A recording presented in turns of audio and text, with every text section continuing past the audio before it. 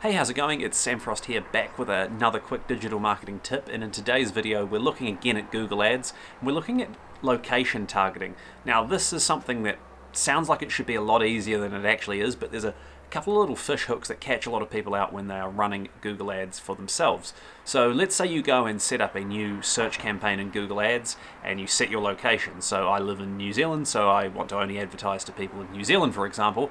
So what do? I trot along into the Google Ads interface, set up my campaign. When it gets to asking me for the location, I type in New Zealand and I proceed because that seems pretty logical, right? I've specified that I want to advertise to people in New Zealand. So why exactly is this location setting option a bit of a fishhook for Google Ads advertisers?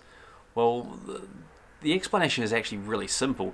By default, what Google's doing is saying that your ad's are going to show for people in your targeted location, so in this example New Zealand, but also people who have shown interest in the targeted location.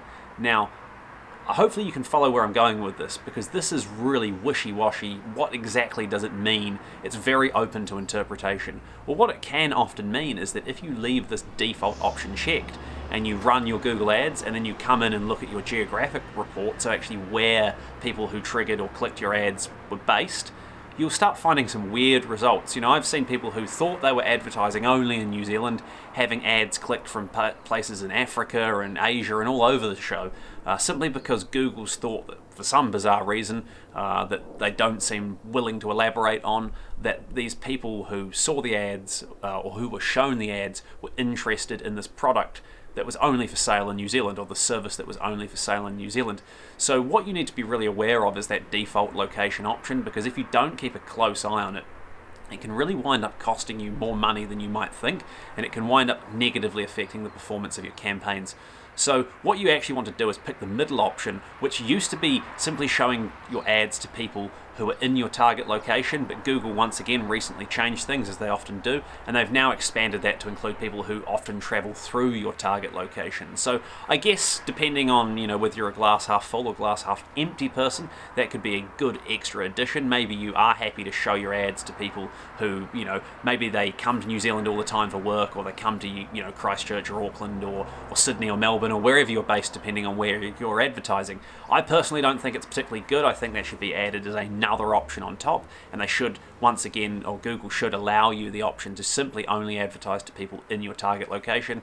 But what you can do to work around this is simply use exclusions to block places you don't want your ads to show. So what I recommend you do is actually use the geographic report within Google Ads to basically check where your ads are actually showing. Just because you think you're advertising to New Zealand or to England or to the United States or to a particular city, depending on exactly how you've set up your campaigns, your ads might be showing in totally different places altogether. And obviously, if you can't serve that other location, if your offering's not relevant, well then that's wasted money, and you know, you could put that investment towards something more useful. So if you're not sure how to check whether your location targeting settings are correct in Google Ads, if you're not sure whether you are targeting the right places at all to begin with, well, feel free to get in touch. I'm more than happy to take a look and give you some advice. You can email me on info@samfrost.co.nz. You can leave a comment in this video, and if you're watching on YouTube, please like the video and also subscribe, and I will see you next time for more digital marketing tutorials.